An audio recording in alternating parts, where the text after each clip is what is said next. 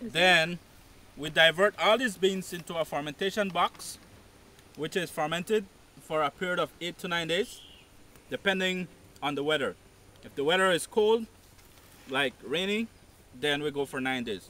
If it is hot, then we go for 8 days because the fermentation process, the heat speeds it up much faster, you know.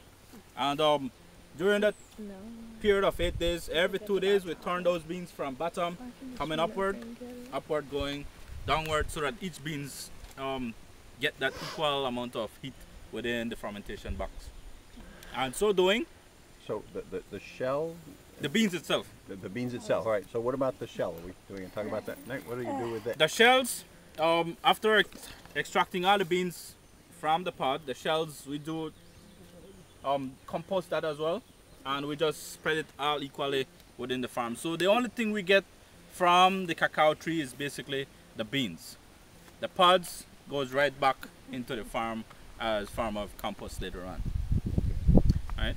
And from there, the process of after the fermentation, we go through solar drying, which takes you at least 14 days with every day at 3 hours mild sun. And for a period of 14 days, you can actually hold a handful of beans together and squeezing them into your hands, and you can hear crackling sounds. That shows you that the beans are pretty much dried, and you can crack them open. And during that process, you can see that the bean itself has no longer look purple inside, but has turned brown, which is giving you already chocolate color.